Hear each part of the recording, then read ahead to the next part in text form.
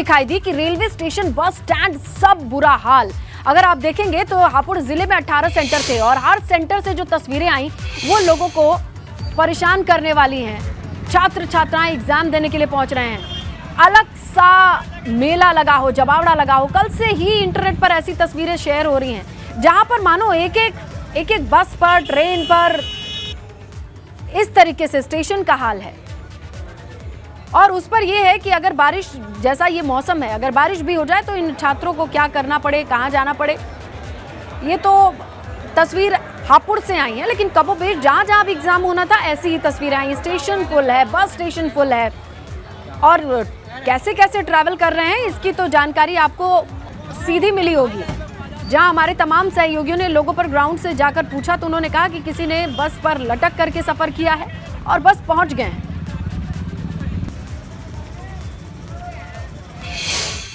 PT परीक्षा का आज दूसरा दिन है।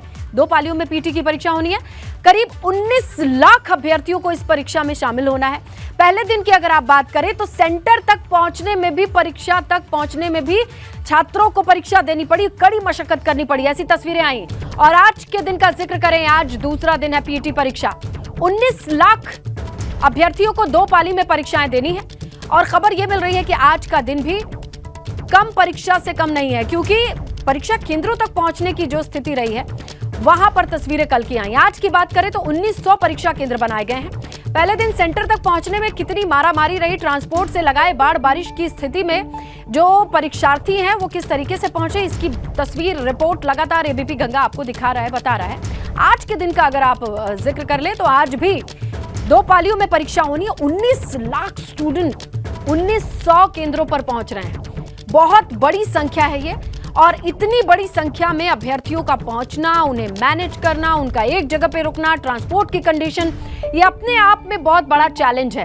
कल के चैलेंज की बात करें तो चैलेंजेस ज्यादा भारी पड़े थे, छात्रों को परेशानी झेलनी पड़ी थी, ऐसी तस्वीरें आई थी। लेकिन आज क्या हो रहा है ये समझते हैं हमारे तमाम सहयोगी जो ग्राउंड पर मौजूद है। वाराणसी से नीतीश हैं, मेरठ से सनुज हैं, मुरादाबाद से उबैदुर हैं, गाजियाबाद से शक्ति हैं। काशी से शुरुआत करते हैं।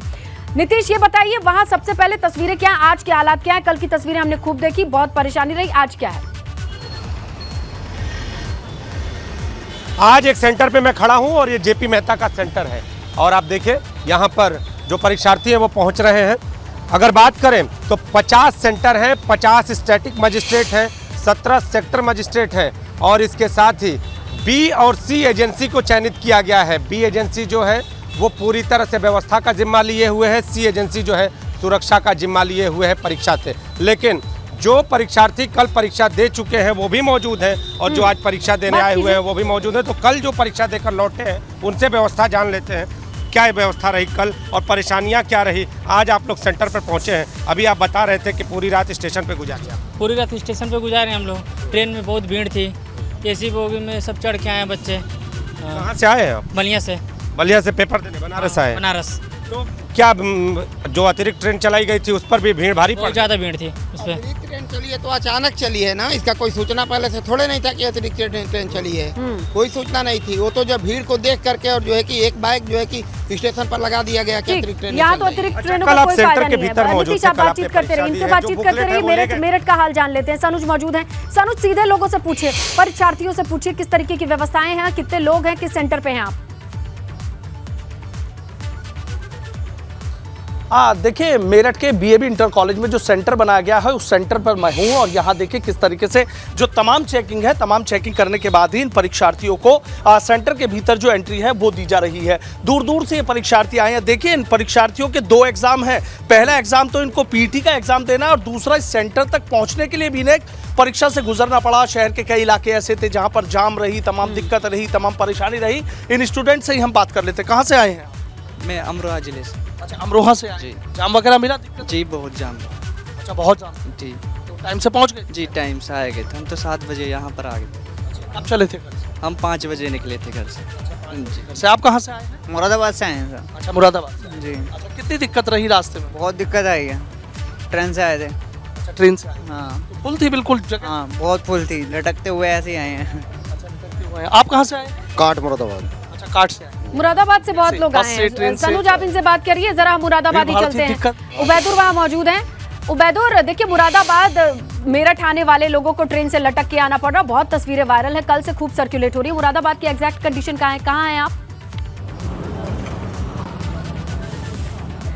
देखिए, मैं अभी ये जो एक परीक्षा केंद्र है KCM स्कूल है, इसके बाहर खड़ा हुआ हूँ और अभी 1 घंटा है परीक्षा शुरू होने में। उससे पहले जो परीक्षार्थी हैं वो मौके पर यहाँ पर परीक्षा केंद्रों पर पहुँच गए हैं और उनसे हम बात किए लेते हैं, क्योंकि बहुत ज़्यादा परेशानी जो है वो उसकी वजह क्या है कि जिस ज़िले का परीक्षार्थी है उसको उस ज़िले में परीक्षा देने की सेंटर नहीं मिलता, बल्कि उसको अन्य ज़िलों में दिया जाता है और अन्य ज़िले से फिर उसके ज़िले में दूसरे। तो यानी कि एक जगह से दूसरी जगह का जो मोबिलाइजेशन है छात्रों का, वो सबसे बड़ी दिक्कत है। चाहे बसें हों या ट्रेनें हों, सब में भरे हुए हैं। इनसे बात कर लेते हैं। आप कहाँ से आए हैं? मैं मेरठ से आया हूँ सर। कितनी परेशानी हुई आने में? सर आने में बहुत ज़्यादा समस्या है। बसों में जो है भीड़ इतनी ज़बरदस्त है कि पैर रखने के लिए स्थान नहीं है। यही हाल जो है ट्रेनों में है। आप कहाँ से आए हैं? मैं बुलंदशहर से हूँ सर। आपको कोई दिक्कत हुई आने में यहाँ तक? सर इतनी भीड़ हो रही है कि बस भी खाली नहीं मिलनी, ट्रेनें भी खाली नहीं मिलनी, इतनी भीड़ है कि पैर रखने के लिए तो बिल्कुल ये विडंबना है उबैदुर। देखिए मेरठ जब सनुज से बात कर रहे हैं तो वहाँ कह रहे हैं मुरादाबाद कांट से आ रहे हैं, कहीं से आ रहे हैं, वो परेशान है। मुरादाबाद वाले कह रहे हैं कि हम मेरठ से आ रहे हैं, वहां से परेशान है। ट्रांसपोर्ट की कंडीशन ये है, बारिश अलग हो रही है।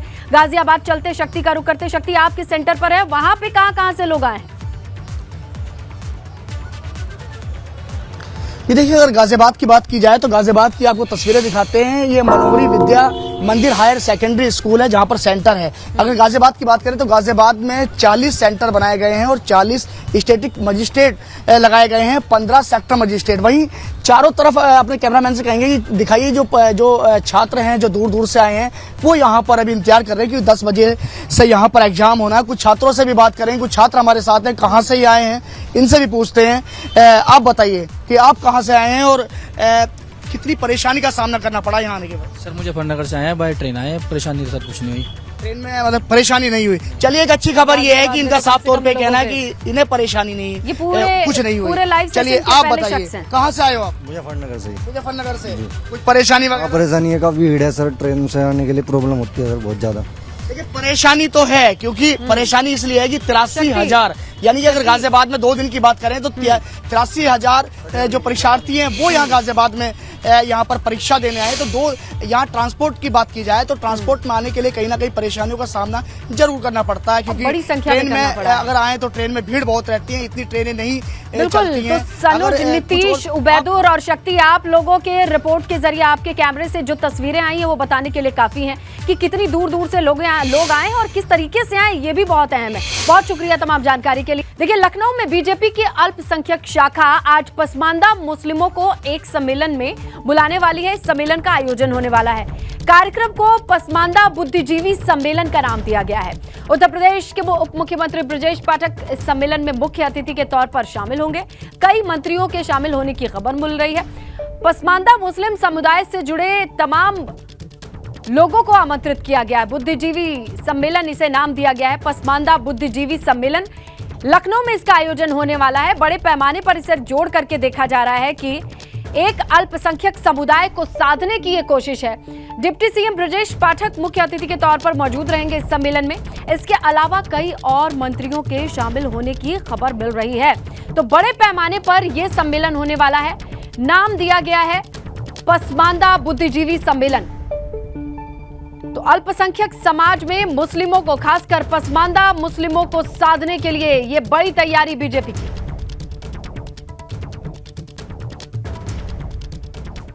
भाजपा का पसमानदा प्लान क्या है, समझते हैं। आज भाजपा करेगी पसमानदा सम्मेलन। लखनऊ के क्राइस्ट चर्च में यह सम्मेलन होना है। मुस्लिम पसमानदा को जोड़ने की कोशिश कर रही है ये बीजेपी। पीएम मोदी ने कही थी पसमानदा समाज को मुख्यधारा में जोड़ने की बात, और पीएम मोदी के आह्वान के 3 महीने बाद इस सम्मेलन का आयोजन हो रहा है। इसके साथ डिप्टी सीएम ब्रजेश पाठक सम्मेलन में शामिल होंगे। 2022 में 8% मुस्लिमों के वोट पर बीजेपी की निगाहें हैं। 2024 से पहले भाजपा मुस्लिम वोट को बढ़ाना चाहती है। सरकार का दावा है कि 3 करोड़ से ज्यादा पसमानदा मुसलमानों को मुफ्त राशन दिया गया। 1.25 लाख लोगों को आयुष्मान योजना से जोड़ा गया। तो अब वक्त है कि उन योजनाओं के लाभार्थियों को जोड़ा जाए, खासकर जो पसमानदा समाज से आते हैं। एक अच्छा खासा वोट बैंक है, लेकिन अब बीजेपी की इन पर निगाहें हैं, किस तरीके से इन्हें मुख्य धारा में जोड़ा जाए, साथ ही जो तमाम योजनाओं का लाभ मिला है उसे भी देखा जाए किस तरीके से वोट बैंक में कन्वर्ट किया जा सकता है या नहीं। तो बीजेपी का मिशन पसमानदा क्या है, ये भी और डिटेल है इसकी। कहती है कि पसमानदा मुसलमानों का समर्थन हासिल करने का ये पुराना एजेंडा है, ये कोई नया एजेंडा नहीं है। 2009 से बीजेपी की पिछड़े मुसलमानों पर नजर रही है और धीरे धीरे मुसलमानों के बीच पैठ बनाने की रणनीति बनती नजर आ रही है। देखिए, 2017 में पीएम ने भुवनेश्वर में एक रैली में इस बात का जिक्र किया था। पूरे देश में भाजपा अल्पसंख्यक मोर्चे का संगठन हुआ है। बूथ की रणनीति में भी खास अहमियत देखी जा रही है। पिछड़े मुसलमानों के बीच अगर देखा जाए, लाभार्थी वोट बैंक पर जोर दिया जा रहा है, जहां बिना भेदभाव के सरकारी योजनाओं का फायदा हो, इस बात का दावा किया जा रहा है। 2024 के लिए पसमानदा मुसलमानों को लेकर के नई रणनीति की बात सामने आई है। तेलंगाना में राष्ट्रीय समिति की बैठक में भी खास चर्चा हुई। पीएम मोदी ने इस बैठक में पसमानदा मुस्लिम का खास तौर पे जिक्र किया था और सभी राज्यों की भाजपा इकाई को संपर्क बढ़ाने के निर्देश दिए थे। और देखिए, उसका असर यह है कि चित्रकूट में सीएम योगी ने भी इसी बात का जिक्र किया। कार्यकर्ता अब खुद पहुंच रहे हैं पसमानदा मुस्लिम परिवारों तक, ताकि उनसे बातचीत की जा सके। तो ये तो पूरी रूपरेखा है, जो अच्छा खासा बैकग्राउंड है वो हमने आपके सामने रख दिया।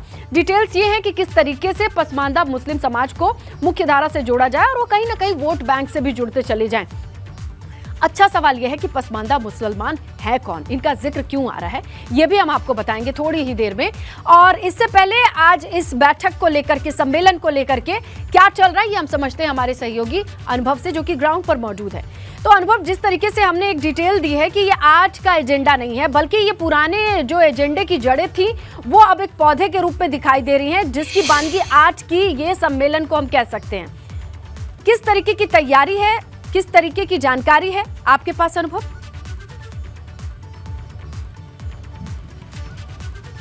देखिए, बिल्कुल, अगर हम कहें कि बीजेपी पहली बार उत्तर प्रदेश में, खासतौर से राजधानी लखनऊ में इस तरह का कोई कार्यक्रम कर रही है, पसमानदा बुद्धिजीवी सम्मेलन। और आप ये देखिए तस्वीरें, हमें क्राइस्ट चर्च कॉलेज जो है जहाँ पर ये कार्यक्रम होना है वहाँ मौजूद है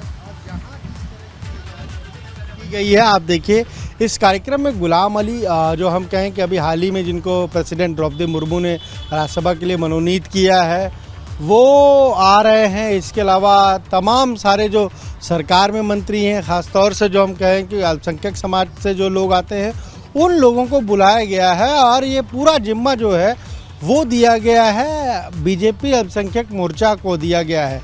बासित अली अल्पसंख्यक मोर्चा के प्रदेश अध्यक्ष हैं, उन्होंने ये सारी प्लानिंग की है, सारी चीज़ें कही हैं।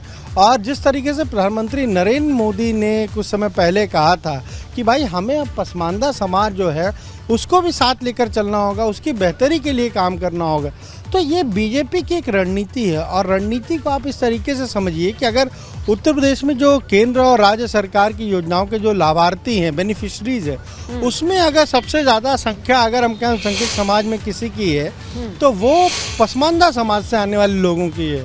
और इसीलिए बीजेपी को लग रहा है कि 2024 में ये एक गेम चेंजर बीजेपी के लिए हो सकता है। यानी अगर हम उनको साथ लेते हैं, उनका साथ हमको मिलता है, तो ये बहुत, हम कहते हैं, बीजेपी के लिए फ़ायदेमंद होगा। कुछ लोग हमें नज़र भी आ रहे हैं जो शायद अलग अलग ज़िलों से यहाँ पहुँचे हैं, उनसे भी जानेंगे, बात करेंगे। आप कहाँ से आए हैं? आप इसी पसमानदा सम्मेलन में शामिल होने? हाँ। तो आप बीजेपी की नज़र अब पसमानदा समाज पर है क्या? हाँ, 77 सालों में पहली बार। अच्छा। 52 जातियाँ मुस्लिम जातियों में आती हैं। अच्छा। ओबीसी का एक मुश्त वोट बैलेंस जो है 77 सालों बाद किसी पार्टी की निगाह उस पर गई है, उसका हम शुक्रिया अदा करते हैं, लाख लाख बार मुबारकबाद देते हैं। और जो आगामी योजना है, लाभार्थी की योजना है, अगर गैस हिंदू को मिला तो मुस्लिम को मिला है, सिख को भी मिला है, ईसाई को भी मिला है, तो उसमें जो जोड़ा गया तो हमारा जो समाज है उसे काफ़ी खुश है। और उसी का शुक्रिया अदा करने आज यहाँ पसमानदा बुद्धिजीवी सम्मेलन है, उसमें शिरकत करने गाजियाबाद से आए हैं, जावेद भाई हैं। अच्छा, सब लोग गाजियाबाद से आए हैं। तो पसमानदा समाज के लिए आप कह रहे हैं कि अभी तक कुछ हुआ नहीं 77 सालों में आपके? अनुभव आपको मैं रोक रही हूँ लेकिन आप मत रुकिए, इन लोगों से बातचीत करते रहिए क्योंकि ये समझना जरूरी है। ये आपकी अपनी समझ जो होगी इसे हम बाद में दर्शकों तक पहुंचाएंगे। ये तमाम लोग जो इकट्ठे हुए हैं पसमानदा समाज के हैं, सम्मेलन से इनकी बड़ी उम्मीदें और कहना यह है कि 77 साल बाद इन्हें पूछा गया है और मुख्य धारा से जोड़ने के लिए इनके लिए कुछ किया जा रहा है। शुक्रिया अनुभव तमाम तस्वीरों के साथ जानकारी के लिए। चलिए आगे बढ़ते हैं और आपको बताएं मुख्यमंत्री योगी आदित्यनाथ के पश्चिमी यूपी दौरे का आज दूसरा दिन है। सीएम योगी आज एटा में जवाहर थर्मल प्रोजेक्ट में चल रहे कामकाज की प्रगति देखने के लिए एटा आ रहे हैं। इस दौरान सीएम योगी परियोजना का निरीक्षण करेंगे, जनप्रतिनिधियों के साथ बैठक करेंगे। तो देखिए, पश्चिम परिक्रमा एटा जवाहर थर्मल प्रोजेक्ट का क्या करना है, निरीक्षण करना है, ये सबसे इंपॉर्टेंट चीज है। इस प्रोजेक्ट की बात करें तो जवाहर थर्मल प्रोजेक्ट 80% तक पूरा हो चुका है। 2023 में इसे शुरू करने की योजना है। कानून व्यवस्था को लेकर के अधिकारियों के साथ एक बैठक है। जनप्रतिनिधि प्रबुद्ध जनों से मुलाकात का कार्यक्रम है। निर्माणाधीन एटा मेडिकल कॉलेज का भी सीएम निरीक्षण करने वाले हैं और एटा के विकास को कैसे गति दी जाए इसके लिए योजनाओं की वो सौगात भी देंगे। तो कुल मिलाकर के पश्चिमी यूपी के आज के दिन का खाका है जहां दौरा मुख्यमंत्री का होने वाला है। इसी के साथ सुनो यूपी में फिलहाल इतना ही।